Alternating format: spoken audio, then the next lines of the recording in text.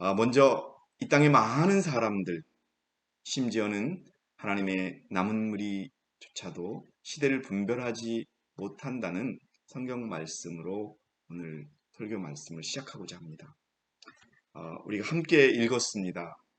마태복음 16장 3절에 또 아침에는 하늘이 붉고 찌푸리니 오늘은 날씨가 굳겠구나 하나니 오 너희 위선자들아.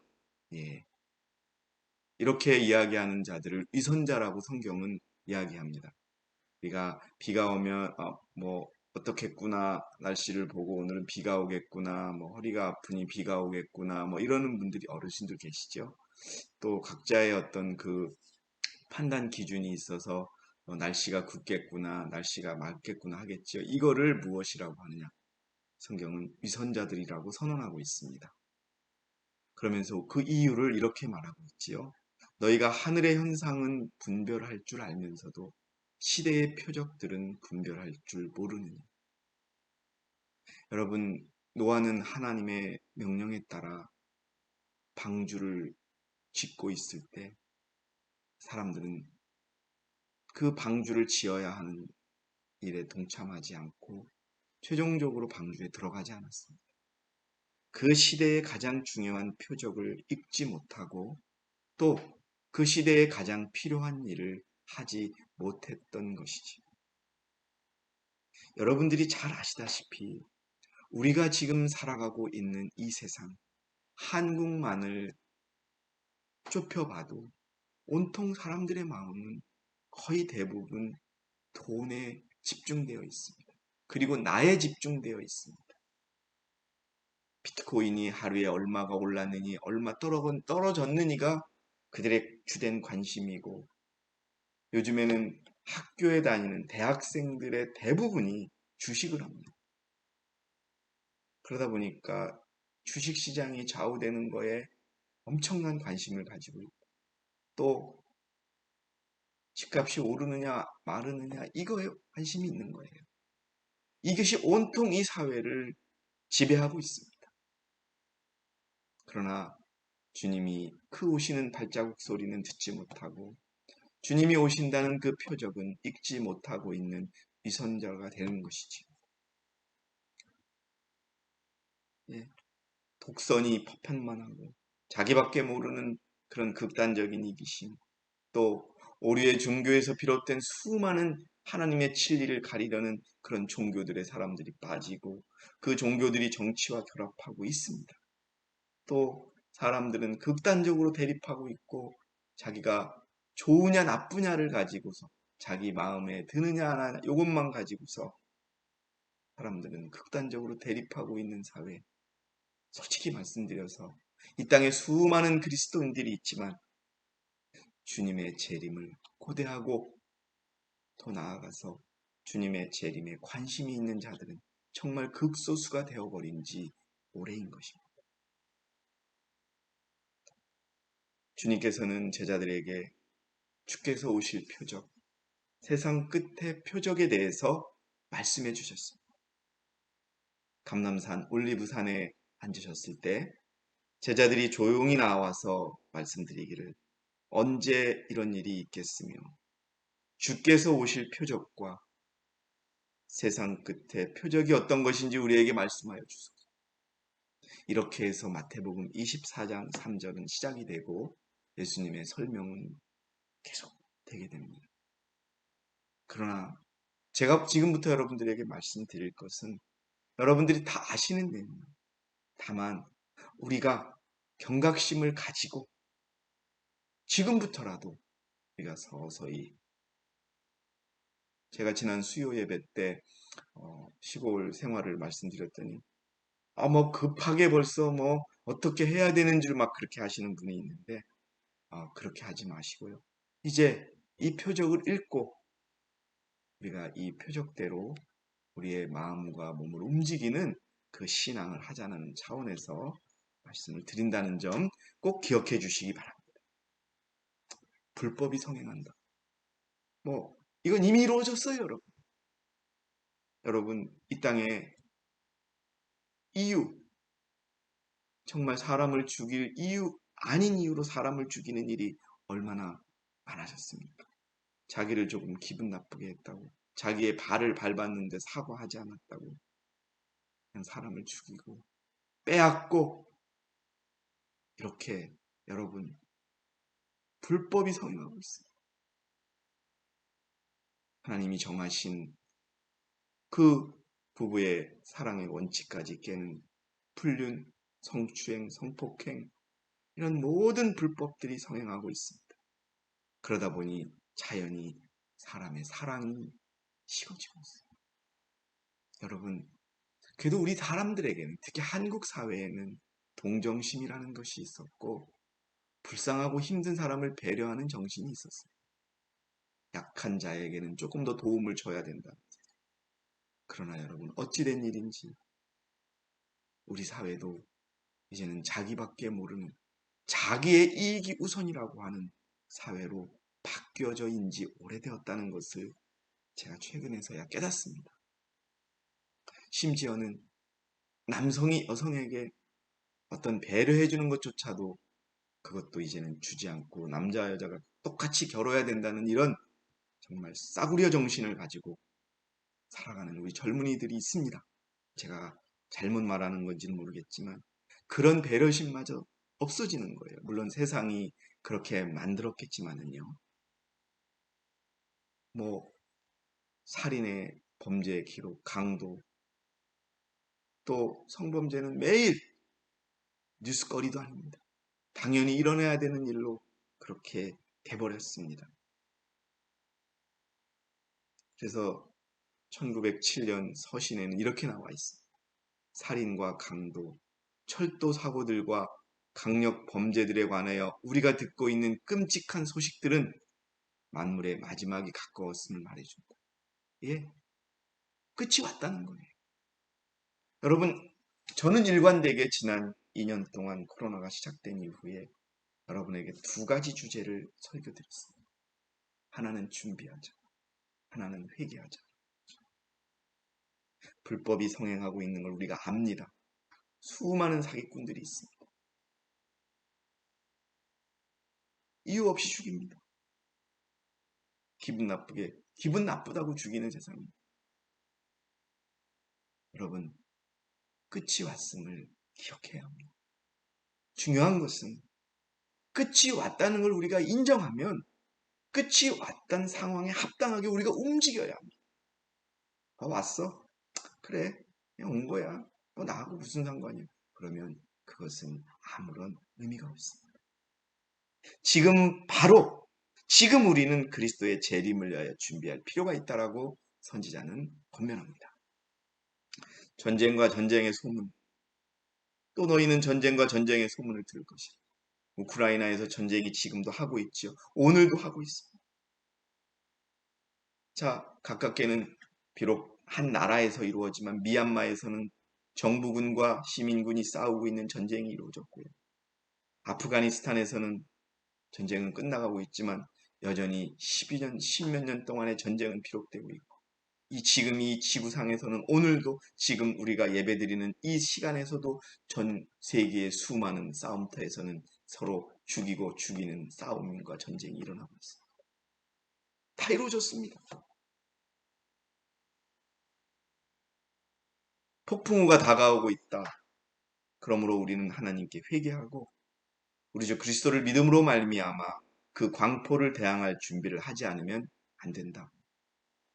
주께서는 일어나시어 무섭게 지구를 흔들 것이다. 우리는 사방에서 분쟁이 일어나는 것을 볼 것이다. 눈으로 보고 있지 않습니까? 한번 불이 나면 꺼지지 않는 일도 한국에서 일어나고 있고, 여의도 면적의 수십 배가 되는 산이 타버렸고, 집이 타버렸고, 한국에서도 일어납니다.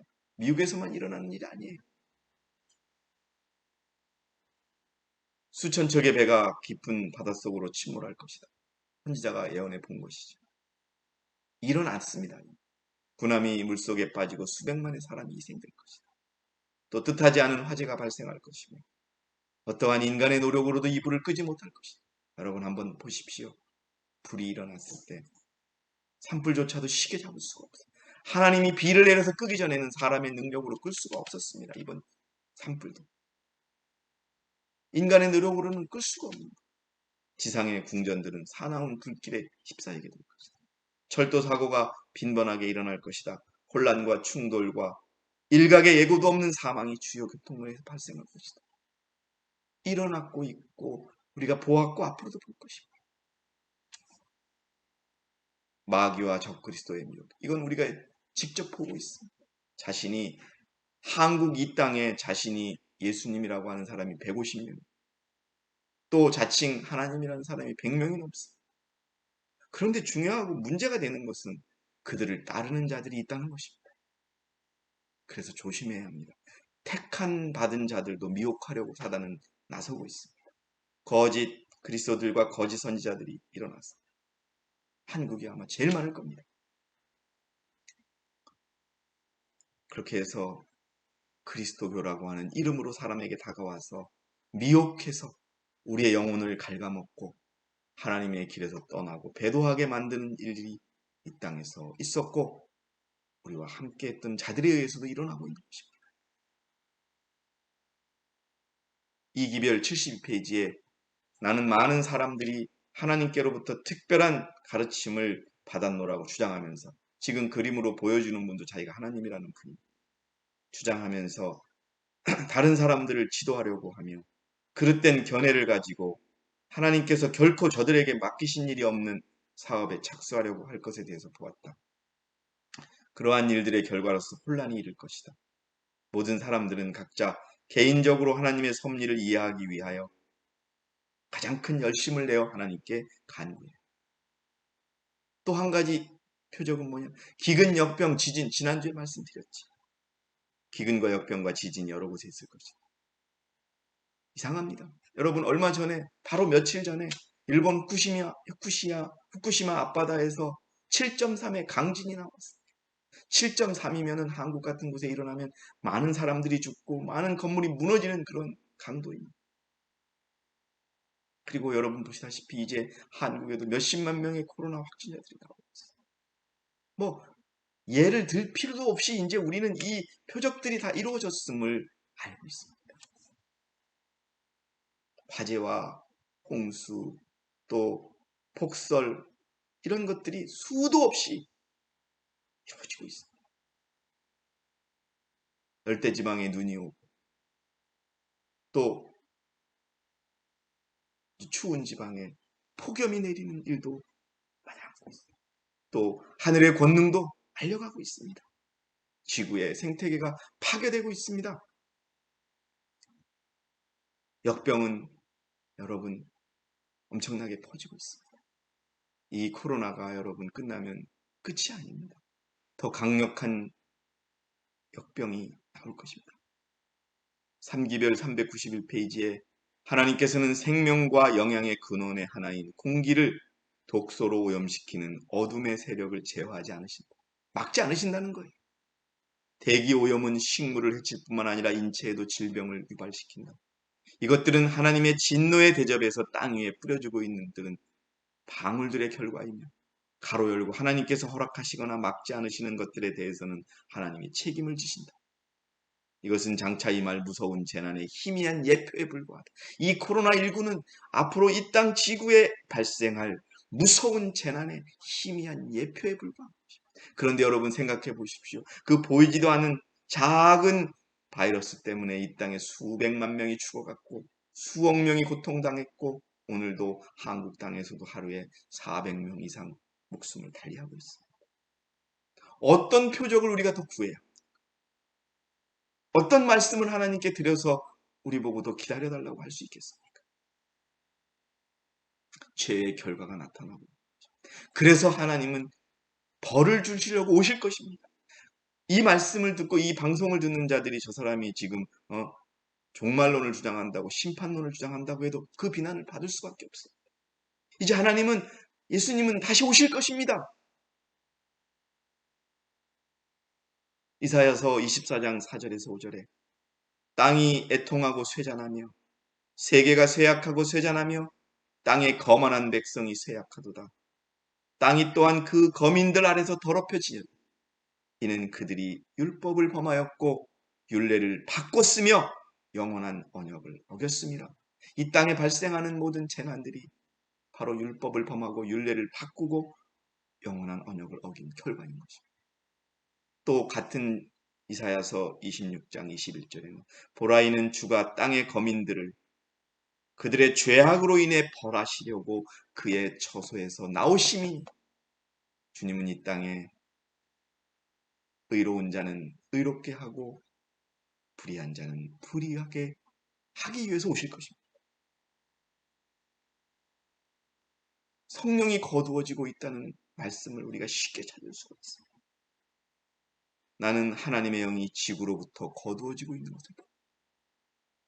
1907년입니다. 비교적 화이트인이 잠드시기 한 7, 8년 전에 쓰신 글이죠. 하나님의 계명을 계속 무시하는 모든 사람들에게 하나님의 보호하시는 힘이 미국에 거두어질 것입니다. 사기행위, 살인, 각종 범죄의 소식이 매일 들려오고 있다. 어떻게 자기 친부모가 친자식을 죽이고 친자식이 친부모를 죽이고 이런 일들이 허다하게 일어납니다. 불의가 너무나 보편화돼요. 충격이 되지 않아요. 그러한 사건들이. 성령은 거두어지고 있습니다. 여러분, 우리의 마음과 우리의 양심조차도 무뎌지고 있는 것은 아닌지 체크해 보시고 돌아봐야. 이것은 선택의 결과입니다. 세상 사람들뿐만 아니라 그리스도인들, 나아가 하나님의 남은 백성들조차도 선택의 결과입니다. 연대미상인데요. 죄인들의 죄악의 잔이 가득 찰 시간이 빠르게 다가오고 있다. 하나님은 열국들에게 은혜의 기간을 주신다. 하나님은 빛과 증거들을 보내셔서 그것들을 받아들이면 구원을 받게 할 것이고 유대인들 같이 거절하면 분노와 심판이 그들 위에 떨어지게 하실 것이다. 만약 사람들이 은혜 받기를 거절하고 빛보다는 어둠을 택하면 그들은 자기들이 택한 결과를 받을 것이다. 그러면 지금도 우리는 선택해요. 주의 율법을 따르고 주의 의를 따를 것인지 내 판단과 사단의 의를 따를 것인지 정해요. 하나님이 심판하십니다. 곧 하나님은 진노 중에서 일어나셔서 노아 시대의 사람들의 죄를 되풀이하고 있는 사람들 위해 당신의 심판을 부으실 것이다. 소돔성 사람들의 마음같이 죄를 짓기로 마음을 완전히 굳힌 사람들은 그들처럼 멸절당할 것이다. 준비해야 합니다. 얼마 남지 않았습니다. 지금 오늘 말씀드린 마태복음 24장의 표적들은 다 성취되었습니다. 그 징조들은 다 성취되었습니다. 그럼 다음은 무엇입니까? 이제 일요일 수업령이 내리면 우리가 걸어왔던 우리 믿음의 도덕들이 걸어왔던 고단한 길이 맞춰지게 됩니다. 얼마 남지 않았어요. 일요일 협령이 언제 내릴지 모릅니다. 1년, 2년에 내린다고 얘기하지도 말라 그러고 10년, 20년에 온다고 하지도 말랍니다. 1, 2년은 너무 그렇게 급하지도 않을 것이고 너무 길어지도 않을 것이다. 예준비가 내릴 것이고 14만 4천의 수요가 찰죠. 그리고 1년을 남짓한 기간 동안에 칠재앙과 야곱의 환란이 지나면 재림이 올 것입니다. 준비하라고. 저는 종말론을 주장하는 자가 아닙니다. 준비론자입니다. 그것이 하나님의 뜻이기 때문에 그렇습니다. 다 무너진다라고 되어 있습니다. 사람들은 수백만 달러가 소요되는 값비싼 건물들을 계속 지을 것이다. 지어진 건물들은 아름답고 튼튼하고 견고하다고 사람들이 특별한 관심을 갖겠지만 이 건물들이 특별히 견고하고 값비싼 치장을 하였음에도 불구하고 예루살렘 성전과 같은 운명을 갖게 될 것이라는 것이다. 뭐라는 말이야? 다 무너질 것이다. 흔적조차도 없을 것이다. 돌 하나도 돌 위에 척 놓이지 않고 무너질 것이다. 그래서 시골 생활을 하라고 선지자는 권면합니다. 가급적 하루속히 도시들을 떠나서 그대들이 정원을 가질 수 있고 자녀들은 꽃들이 자라는 광경을 바라볼 수 있으며 그 가운데서 단순성과 순결성에 대한 교훈들을 배울 수 있는 작은 땅을 사도록 합니다.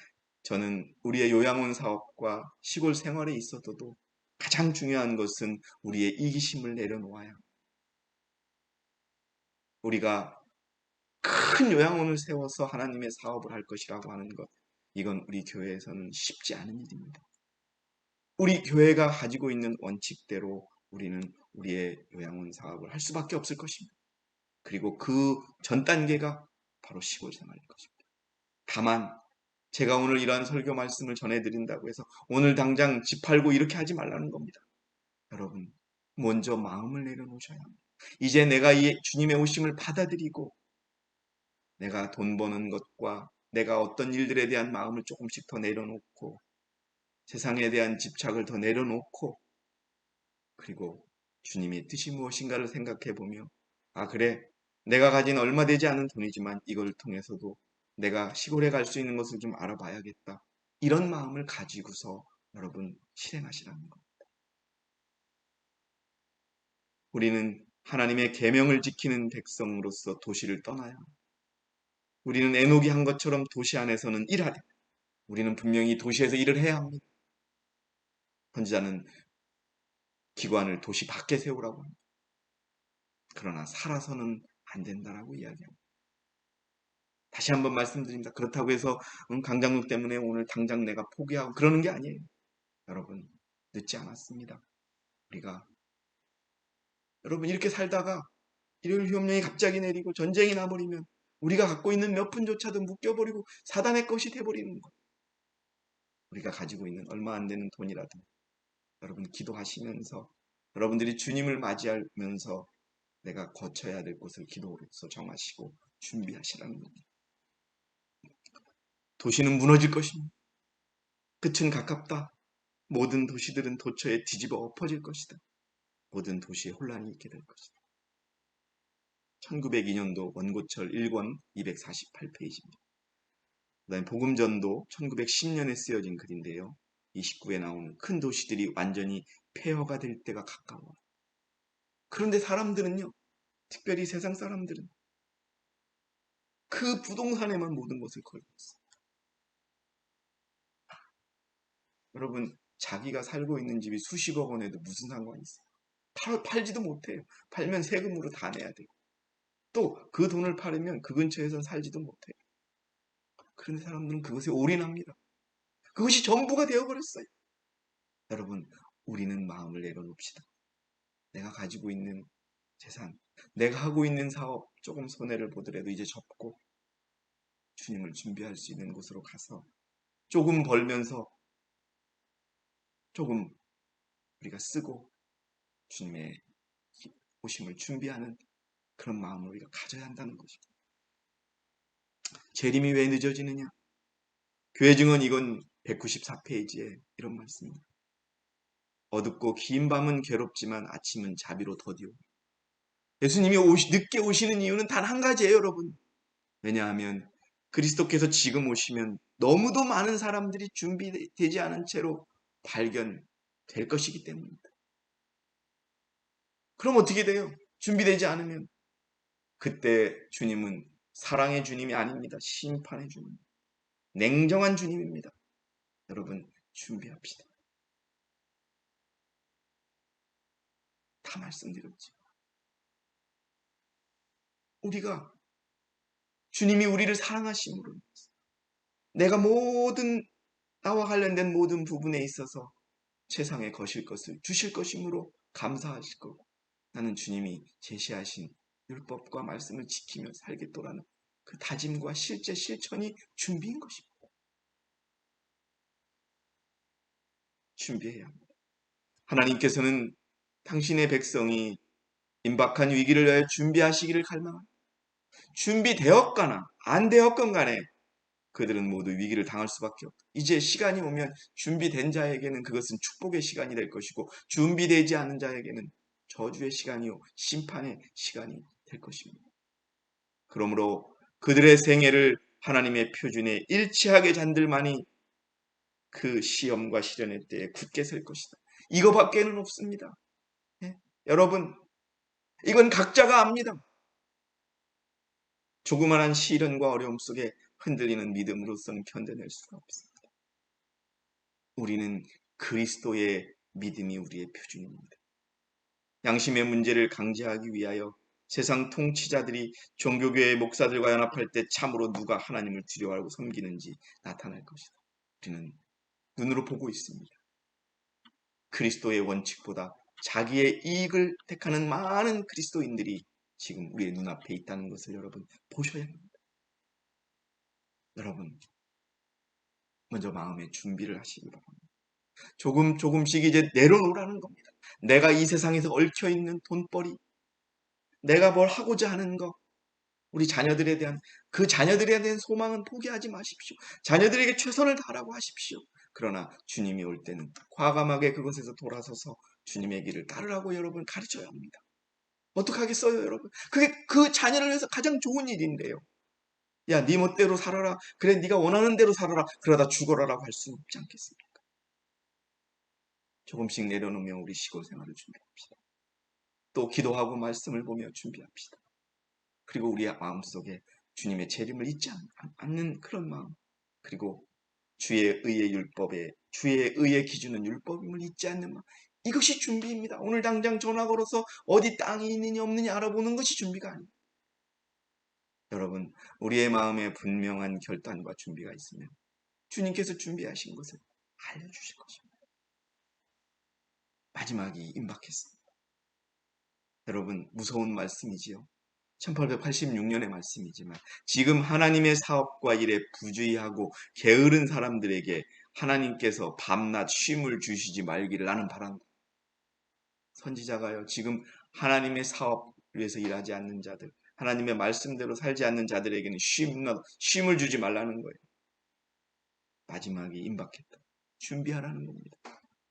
예수께서는 때가 얼마 남지 않았음을 우리가 항상 명심하게 되기를 바라신다. 여러분, 세상은 끝을 향해 다가오고 있습니다. 저는 수도 없이 말씀을 드렸습니다. 이제 정말 여러분들의 마음에 진정한 결단과 진정한 준비가 이루어져서 하나님의 말씀이 그대로 이루어지는 걸 우리가 지켜보면서 정말 준비하는 그런 귀한 하나님의 백성이 되시기 바라겠습니다.